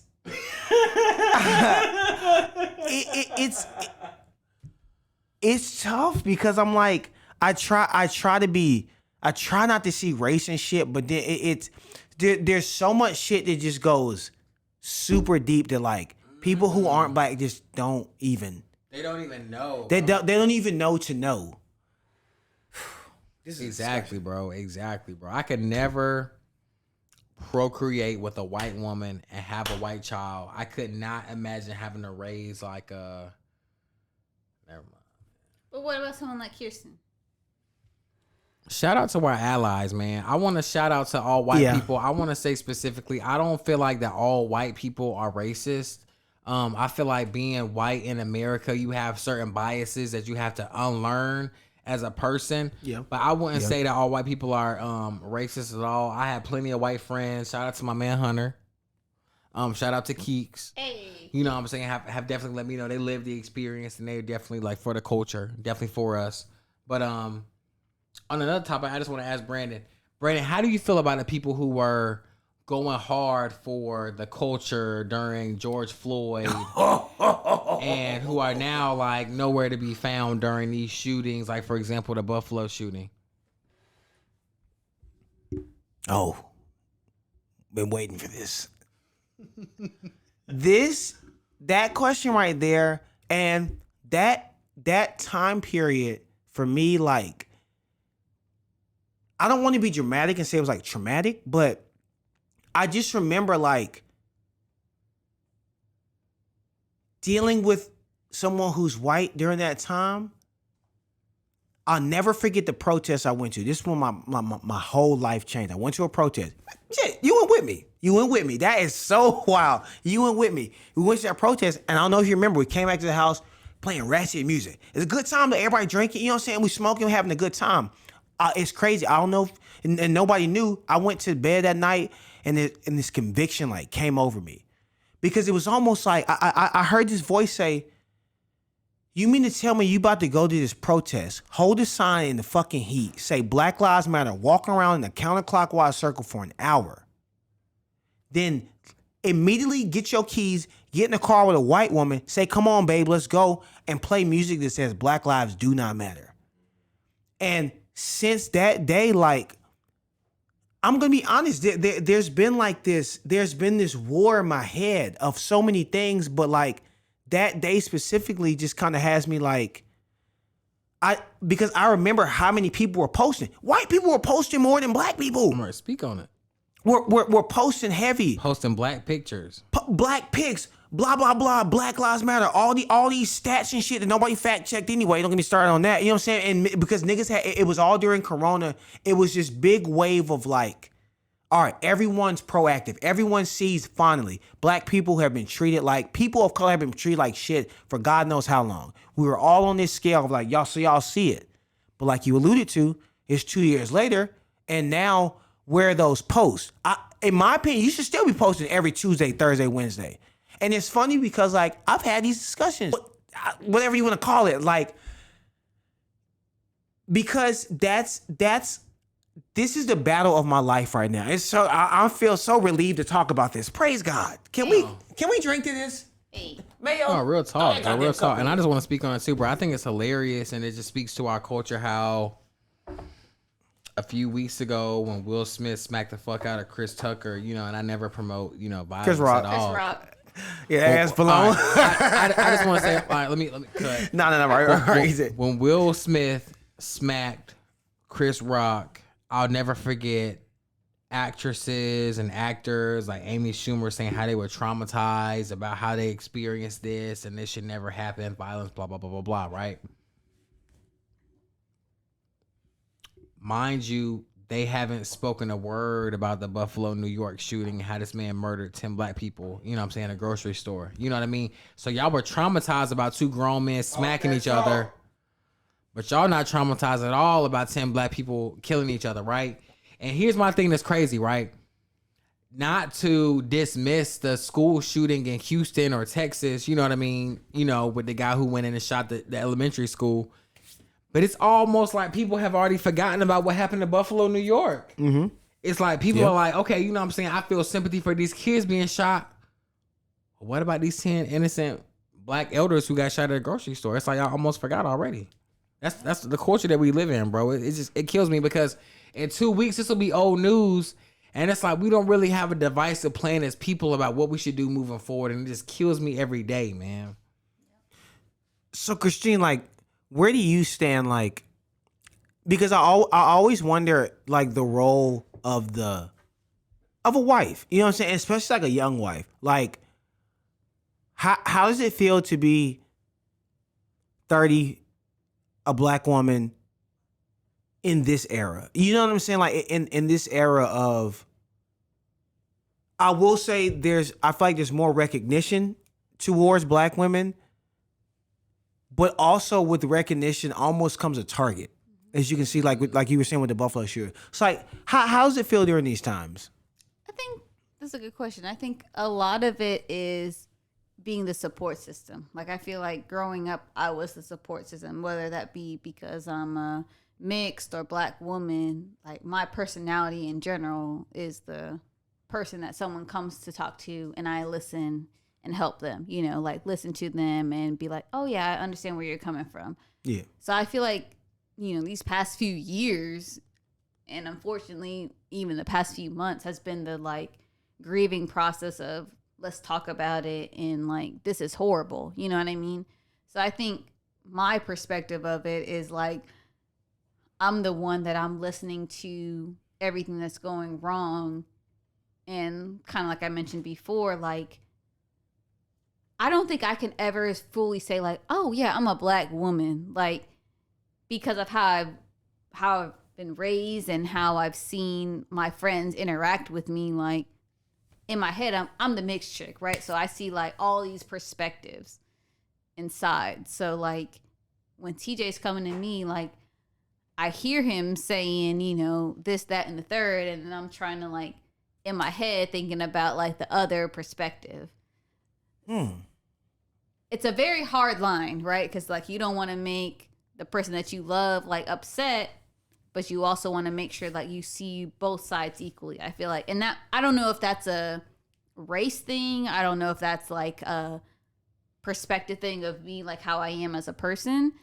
But I think it's very much like, I listen, I hear what you're saying, and 9 times out of 10, like, I'm agreeing with you, right? I may bring up a point like, what about this or what about that? But it's a lot of listening for sure. No, but my thing is, at this point, like you said, like after Obama, you felt like you recognize yourself as a black woman. So I guess my question was, at this point in our life and in your life, you feel like you're recognized as a black woman. Like, why do you still you still feel that divide? Yeah, I think because even if I am recognized as a black woman post Obama, that's still like 16, 17 years of my life being the mixed woman, right? Like, it's the like, in my head, it's the barely black that comes to perspective. Like, I can hear certain, like you're barely black, like, you know what I mean? Like, people didn't associate me with black, and with like, you know, my kind of outlet was dance. A lot of people were mixed, whether it be like white and Filipino or black and Filipino or black or whatever. So I think that's hard for me to just kind of unrecognize. Yeah, I've never. This is important. We have this conversation because this is never something that was brought to my attention. But I just feel like, from the outside, my opinion only goes so far because I haven't lived the experience you lived. So I can't. You know, my opinion only goes so far. But I feel like if you are part black, you are black. You know what I'm saying? Like, what's the rule, B? Shit, well, you got an ounce. I thought you got an ounce of nigga and you a nigga. If you, as long as you got, I think I genuinely 5%? believe the rule, but it's like 5%. You know what I'm saying? Nigga, you a nigga, like, you black. So it's like, you know, it's interesting hearing me as a black person hear someone who's mixed say they don't feel like they belong, because I've never seen, like, when I see mixed people, I don't automatically think like, okay, you don't belong, you're mixed. You know what I'm saying? You're not all black. I just automatically assume like, okay, you not like me, but you mixed, but you still black. I don't look at you differently. Like, you're still black though. Like, if we're at a function and it's me, someone who's African American, someone who's mixed, and there's someone who's non-POC, I automatically assume like, okay, we as POCs are together against these non-POCs. Like, it doesn't matter if you're mixed or not. Yeah. Can you, like, for both of y'all, can you remember like before Obama, like what that looked like when you saw a mixed chick or a mixed guy, like what those interactions were? Because that's truly, for me, like, I remember, like I said before, like, people were like, oh, you barely black, like, you don't, you know what I mean? Like, I was always on the That's cusp. so interesting. Yeah. That's interesting because I feel like the biggest shift that I realized pre-Obama and post-Obama, or during Obama and post-Obama, was just like, it finally felt like, I don't know, like, it almost felt faux pas before Obama to talk about like even something like slavery, like literally, you know what I'm saying? Like it almost felt like it was a social wrong to bring up injustices done to black folks. But then after Obama, it was like this weird, and also I like to bring up the internet, but the internet around that time, like Obama to me came around the same time as like the internet was really becoming the thing. Yeah. You know what I'm saying? Because like, I look at it like this. We all had internet in probably like 2001.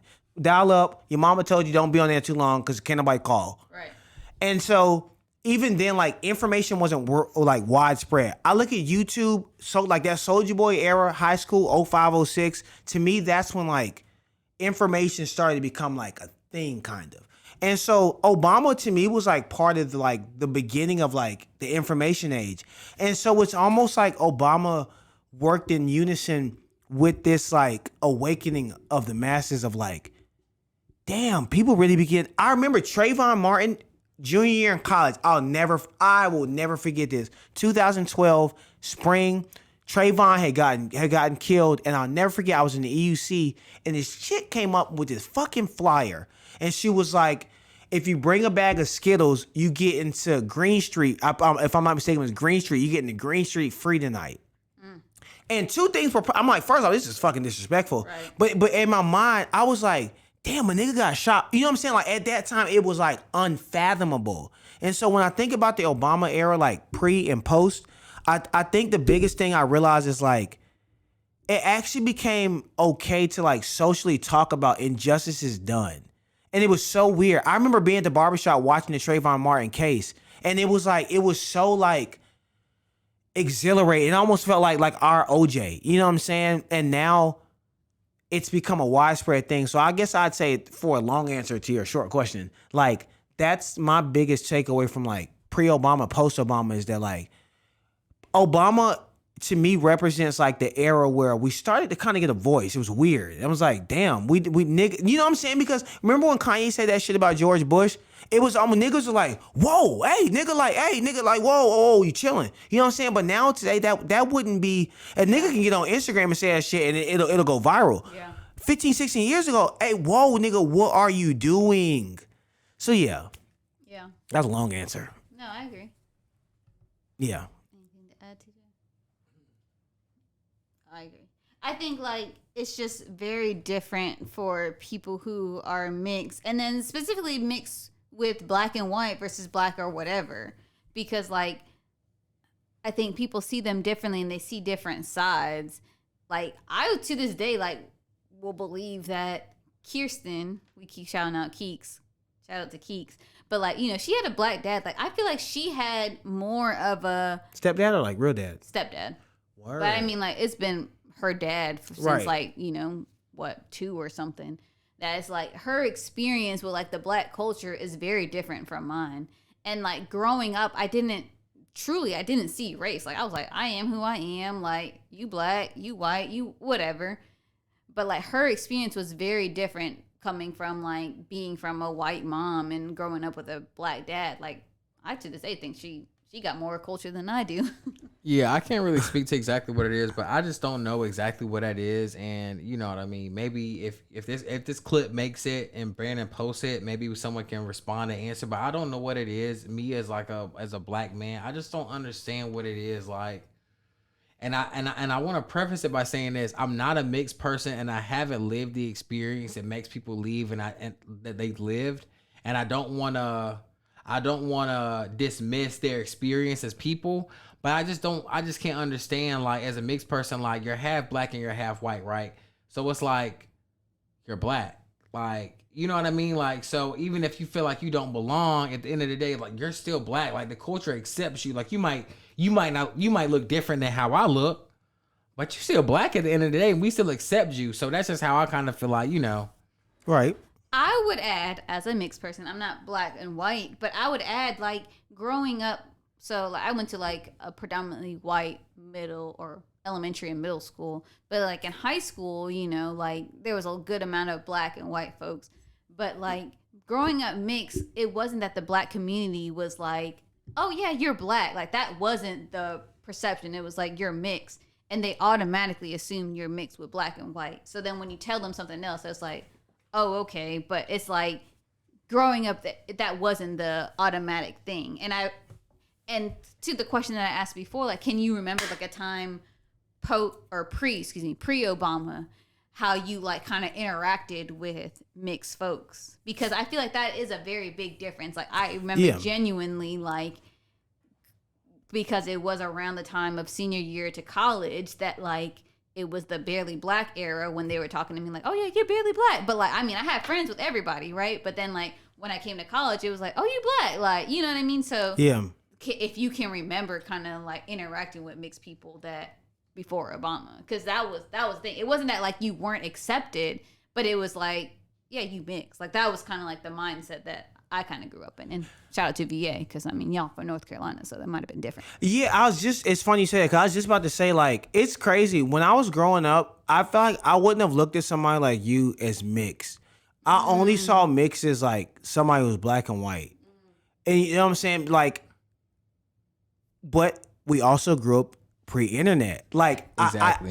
I swear the internet is like one of the signs of like from God that like there's like great change here, because like if you really, and it's so crazy because now we've lived so long with phones and the internet and shit, but like if you really think about it, like, yo, like we were raised by people who didn't know what any internet was. And so it's like what we were taught mixed was to me black and white. You know what I'm saying? Yeah. Someone like you, shit, maybe light skin. You know what I'm saying? Someone like you, maybe light skin, but shit, y'all black to me. And so it's like it's very interesting to hear that there was such a difference in just one state. Yeah. You know what I'm saying? One state. No, that's a good point too, because like where I'm from, being in Northern Virginia, it was a very heavily military, right? So like, particularly in my dance community, right? Like I had black and Filipino friends. I had myself, like black and Guyanese people, you know what I mean? So there was a lot of variations of what mixed is. But I don't know, North Carolina's like, you got some military bases out there too. So there might be some mix, but maybe particularly from where y'all are from, it's more white and black kind of mixed people. I feel like North Carolina is mostly like when I think about, because now that I moved to Atlanta, I can see there's an Asian community here. Right. You know what I'm saying? There's a community of people who are from the Middle East here, black, white. But when I think about North Carolina, especially in the 90s, early 2000s, like in Cary and just in Greensboro and in Holly Springs, you had black, white, and Hispanic. You know what I'm saying? And so, but also when I think of like Northern VA, whenever I think of that line between the North and the South, right where you are, to me, that's where shit starts. When niggas start wearing New Balance, that's when shit changes. Shout out to New Balances. Yeah. One sec, y'all, I need to urinate. Just like that. It's getting late. I gotta ask you about this camera when we come back. No, I'm thinking it's getting late. We gotta hurry up and go get some food for everything closed up. Yeah, because you know one side of town. I know, right? I hope we got something good enough for him to post by now. You feeling good? 'Cause you know, Yeah, your eyes low as hell. We know each other. This shit will be long. Y'all got to wrap I this know, shit man. up. I feel like we can keep on going, but we gotta go ahead and wrap it Yeah, up. y'all. You can keep going, bro. Like, Real talk. Real talk. Dang, I'm gonna be driving home tonight, dear. No, I'm feeling good. I'm just look, saying. this joint cracked me up. Bro, send me that. Bro, send me that. Send me that. I was fucking Bro, I'm definitely about to post that, bro. For real. when you in deep thought or your wife saying some shit. Let me see it You again. don't really know about. Oh, I'm about to send it to him,